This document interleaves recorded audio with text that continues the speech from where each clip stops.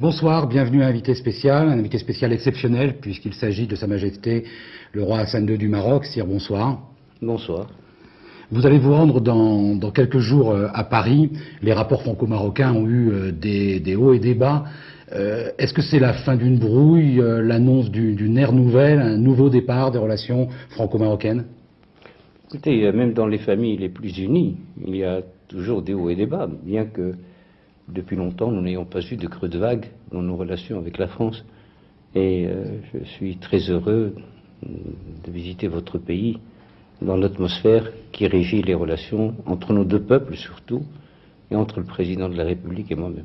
Sire, vous êtes un des très rares chefs d'État à avoir personnellement bien connu les 5 présidents de la Ve République en France.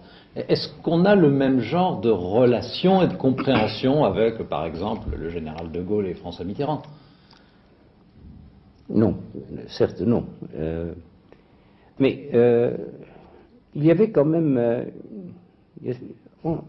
chez les deux, il y a des éléments que j'ai pu retrouver, à savoir une mémoire solide, basée sur le respect de l'histoire, un attachement aux références de l'histoire et une nostalgie monarchique incontestable.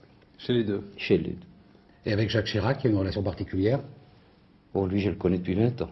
Je le connais depuis 20 ans parce qu'il s'occupait beaucoup des villes jumelées. Et il a été donc amené à venir au Maroc pour assister à un certain nombre de conférences. Et depuis lors, nous nous connaissons. Alors nous allons reparler plus tard des relations franco-marocaines. On va parler d'abord du Proche-Orient. Après le massacre de Cana au sud Liban, et malgré l'arrangement politique qui a eu lieu, est-ce que vous pensez que psychologiquement, les chances de la paix sont intactes? Eh bien, il s'agit de savoir où l'on se trouve. Si on se trouve périphériquement à l'endroit où a eu lieu le séisme, ou le sinistre, il est certain que les mémoires sont plus poussées à oublier. Non, je pense que là, on est allé un peu trop loin et je me demande si on n'y est pas allé sciemment. Car, en définitive, là d'où est parti le coup était repérable, en principe.